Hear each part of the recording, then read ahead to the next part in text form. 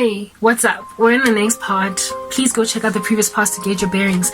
In the previous part, I was talking about how it is that the occult is trying everything in their power to make me believe like I've lost my husband, like there is nobody coming for me, like there's no awesome Okie that I prayed for bullet points and all drafted on a sheet of paper as I read it to the heavenlies coming.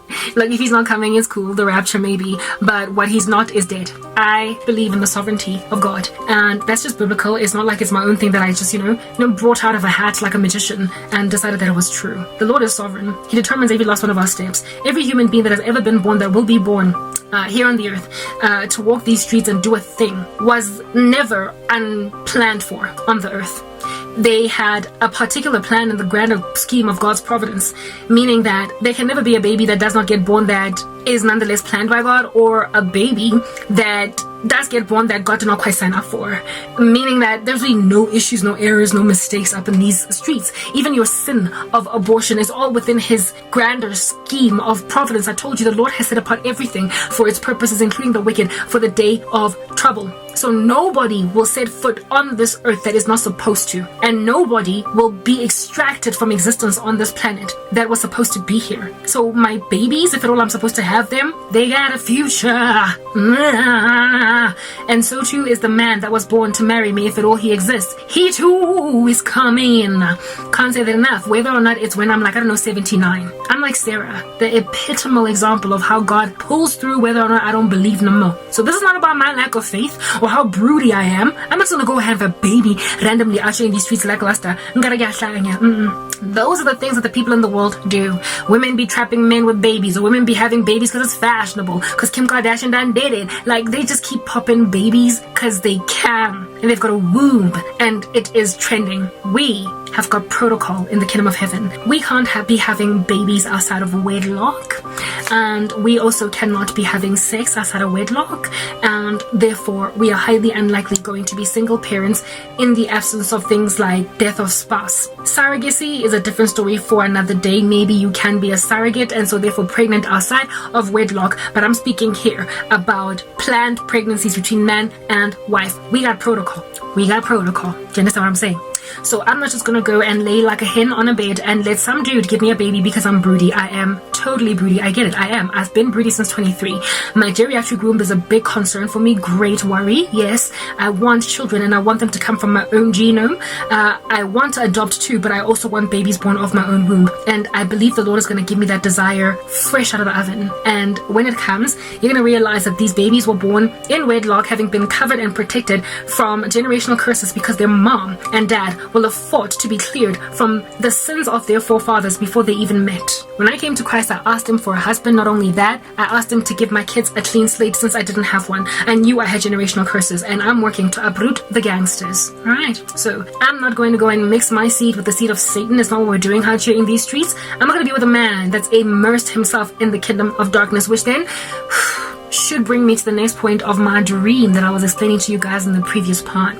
First of all, I was an angry woman in a show called The Walking Dead. If you've watched The Walking Dead all the way up until season 11, you will know how mad Maggie is. She's angry. And I was her. I've already explained how that on its own is an abomination. But I had a baby because my husband had died. Again, no one that is supposed to marry me is dead yet. Why? Because I'm yet to be married. That's what's good. Alrighty, so the occult wants me to believe ain't no man coming. Maybe one's not coming for you, but certainly for me, maybe like God Almighty is the one who promises here, not you. Okay, so that's the thing about the occult. They first of all want me to believe I don't have a husband coming. Secondly, they want me to have a baby out of wedlock with a satanic man. How do I know that? Well, I've gotten multiple dreams of that nature before, and all I do is squint my eyes. Guys, what part of the fact that I don't go out like that don't you get? You're so forceful. What's with the coercion? Again, you are members of the satanic horde, and that's just what Satan does. He just forces people. Anyway, whatever. So this baby was like a bionic babe. Oh, goodness. Alright, so it was a cute little bambino. Sometimes. Yes, that is the operative word right now. Sometimes. It was a cute little baby. Sometimes. Your dreams. Yeah. Sometimes I dream. A dream be like that to you. This baby was so cute with these crystal blue eyes. Maggie's a white woman. She had a white baby with these beautiful blue eyes. And I was looking at this baby on some coochie coochie na na na na goo goo gaga. I was playing with the baby. I told you I was Maggie. I understood myself as gazing at myself in the dream, even though I was myself in the dream, but Maggie was me. All right. And this cute baby was like a baby, and I was like, oh, goo goo gaga, playing with this cute white baby with these crystal clear blue eyes, looking all cute like a cute baby. You know what I mean? Yo, next thing. Some random dark, ominous, skinny, tall buffoon. Like, every time I see a demon in my dream, it has the same sort of kind of human constitution. It's skinny and it's tall and it's wearing a black suit with a tie. Sometimes it has a top hat. The one in my dream did not have a top hat, however. It was a black man, alright? Demons always look like that in my dreams. They are always these tall, lanky, skinny guys. They look like... Is there a cartoon that I can think of? No, not Pink Panther. That is an animal. Like a gentleman. It looks like a gentleman. Like, you know, suit, tie, but skinny, lanky. They all just look like that. I don't know what that's about. You tell me in the occult. Probably these are some of the images that you conjure up from the sky, the sand, or something. Anyway, whatever. This Ogie rocked up looking all skinny and typical demon-like, so I've identified demons in my dream. And this demon came in there with a pair of contact lenses. It was a man, but I knew it was a demon when I woke up. With contact lenses. And these contact lenses were blue contact lenses, as if though the baby did not already have blue eyes. These contact lenses were blue contact lenses, almost as if though the baby did not already have blue eyes. Like, why would you wear contact lenses that are the same color as your eyes? Doesn't make sense, right? There were colored contact lenses that were the exact same color as the baby eyes. And I was like, whatever, right? And this dude gave Maggie these contact lenses. He gave her these contact lenses almost like it was an order, that this is the only way that you're going to be able to cover up what we did. Maggie took the contact lenses and agreed to abide by this guy because she had obviously signed some contract with him, yet again suggesting that I am to get into the occult in order to get my day in court. Like, they are saying, Karabo, you must sign a contract with us, and these are the rules you have to follow in order for you to get your life back. I'm like, you know what, guys? Get into rapid eye movement phase, a dream deep. I will never join the occult, no matter, interesting for trying. I mean, I am flattered that you keep on trying to recruit me. It would have been great if the South African marketplace would be as keen on recruiting me for a job as the occult was.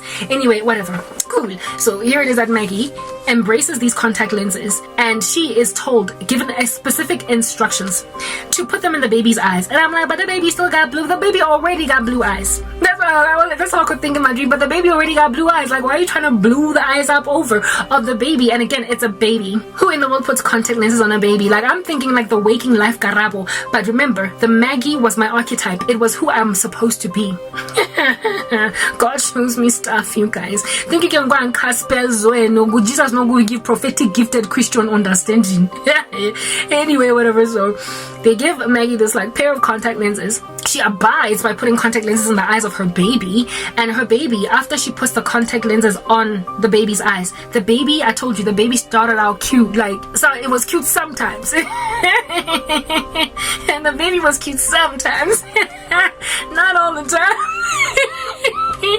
This baby became a menacing beast, guys. Okay, so she put the contact lenses on this infant, and as soon as she put the contact lenses on the baby started to morph between human and a doll, like a rag doll. The baby was a baby boy, right? And it was wearing like, regular baby clothes. It was like, little shorts and like a little shirt, a cute little bite-sized shirt and a short. And the same outfit that this baby was wearing was then turned into the kind of material that would be so, how dolls use when you buy a doll from the store, sometimes the clothes that the doll is wearing are sewn on to the doll. This baby went from wearing clothes that you can take off to the clothes being sewn on. It literally became like a doll. Half the one side of the baby, like literally the one side of the baby started to morph in and out of human form and doll form, to a point where even the clothes that the baby was wearing were sewn on the one side, but then it would also then quickly morph back into a human being. And the one eye was crystal blue clear like the baby's eyes all along, but the other eye went like the contact lens kept falling off because it was not on a human being, it was on a doll, so it kept on falling out. And when it fell out, the eye of the doll was plain blue with no iris in the center. Like, you know how our eyes are not just this, like, there's like iris and there's cornea, there's like, what is this, cornea and then iris, right? Yeah, the eye was just the, what is the it's called the iris, right? The colored part of our eye. Yeah, the iris, all of it was an iris, no cornea, no, like, you know, lens that you look into. Yeah, that's, so it was essentially blind. Yeah, oh guys, creepy. Like I said, it was cute sometimes because it would morph into the full human form, and then half of its side would glitch into some bionic creepy doll. Like, oh, all right. And that's when I was looking at the baby on time, your baby getting sick, girl, because of the contact lenses. Like, it was fine all along, but now it's getting sick.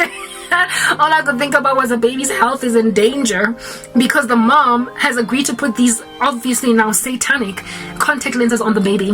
And the baby kept on morphing in and out of the state. Now, what in the world did that mean? The Lord was showing me that these people are trying to mix my seed with the seed of Satan. Guys, y'all cannot underestimate enough the importance of cleaning yourselves up spiritually before you have children. And if at all you've already had kids, sending them through to deliverance. Because we are born with all of these generational curses that we collect from our parents and whatnot. And if we don't uproot them ourselves, when we come together in marriage with people and we